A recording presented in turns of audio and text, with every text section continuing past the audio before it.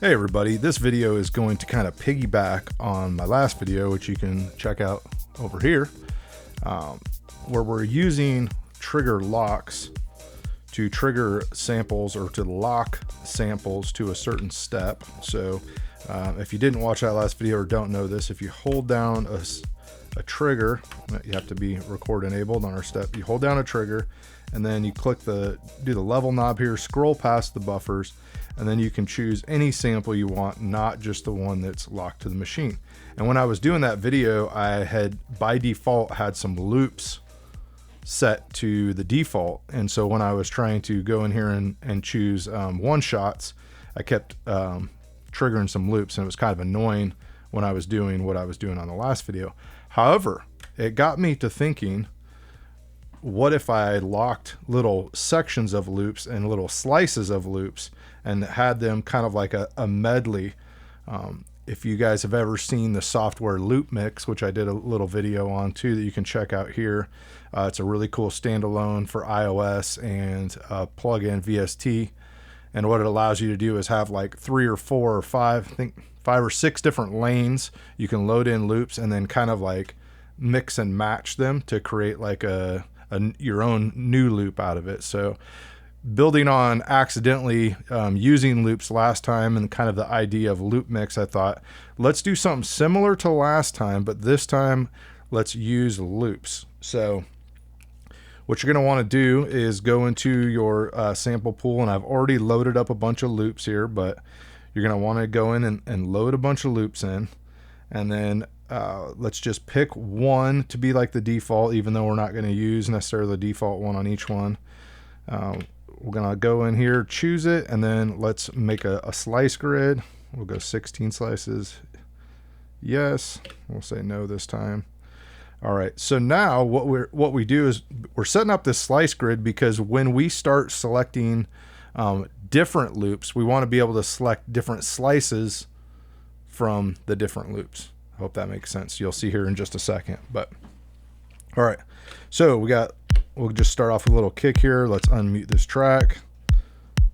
And let's make this short. Let's just make it 16 for right now. So we just got a regular loop defaulted. And since it's in slice mode, it's not playing the whole thing. But if we go over here, you can already see kind of where we're going here. We're going to go to this one and grab a different loop. We'll go over here and grab a different loop.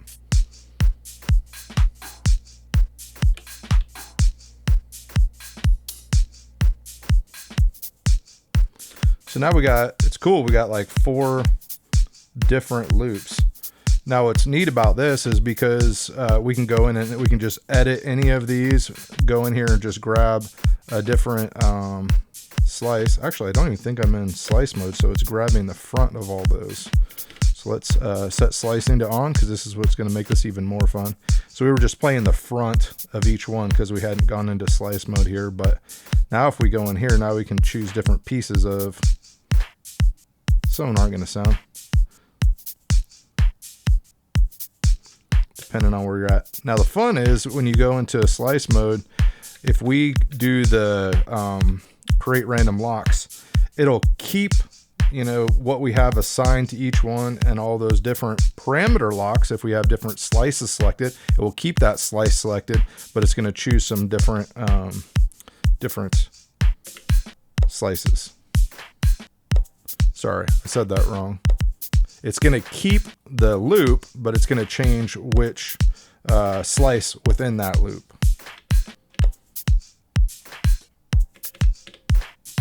And if you guys ever use the create random locks, sometimes it's some experimentation to find something you like.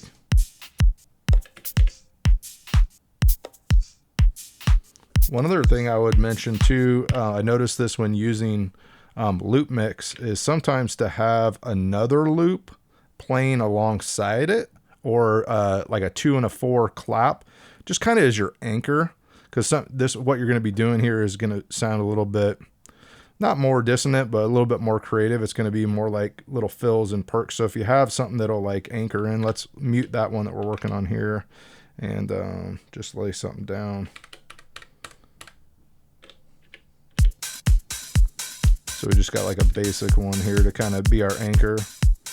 Now we'll go back to our other one.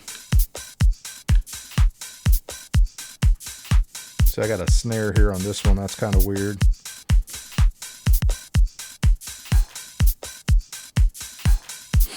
And you can go and, you know, lock the volumes. Turn the overall. Let's just play around with it for a second.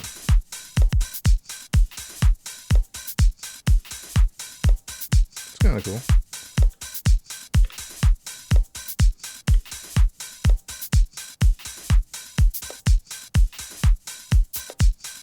There we go.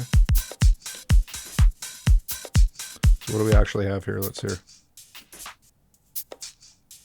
So we've created our own little top loop out of all these different sections, which is pretty cool. And if you go and start with, you know, go and start messing around with, you know,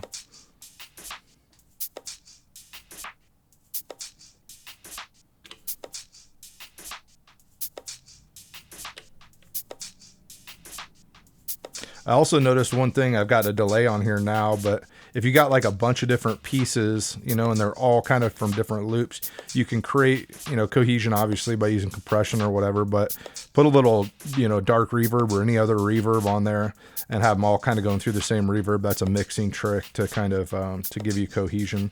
But like just something simple like that, like I think that's pretty cool. It's different. Nobody else has it because I just made it up out of some random loops. Let's just try one more. And you can see, even though I've done create random locks, it's kept that lock of the filter and the delay that I put on some of the steps.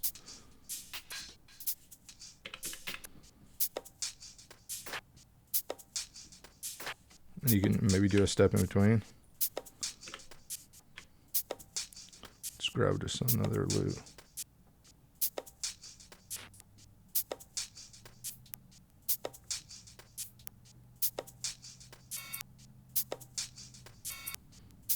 Maybe I like that.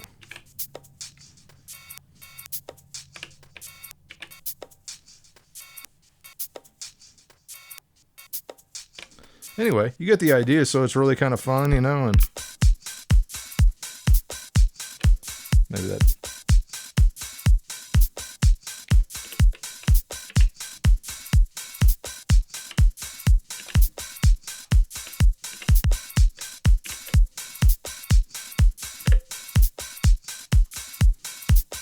It's a little much.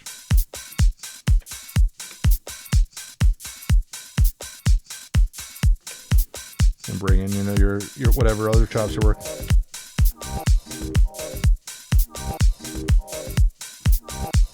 Anyway, I hope that gives you an idea of just a different way you can use the OT is like mix and matching, chopping up some loops. Obviously, I did this kind of on the fly, so it's not the greatest example in the whole world, but it does give you an idea of if you sat down and meticulously, you know, either work through some different random options till you find something that works. You did some locks with some effects, and experimented by holding it down, you know, once you find a good one, going in and trying different slice points, you know, you're going to find some really cool stuff. That's what I really liked about working with the loop mix is, yeah, I got all these tops loops and a lot of them are great and serve a purpose, but I can mix and match and kind of do a collage of them, and all of a sudden I have my own loop pack. So check out that video on the loop mix, and if you really like the idea and you just want to get some more original loops, I have those up for free on my Patreon, and they're also available on the link down below on Gumroad. But if you really want to show some support to the channel, head over to Patreon. I'd really just be so grateful. I'm grateful for all the folks that are over there on Patreon right now. They're showing some support. It just means the world to me. So I hope you have a great day. I hope you learned something today, and take care. God bless.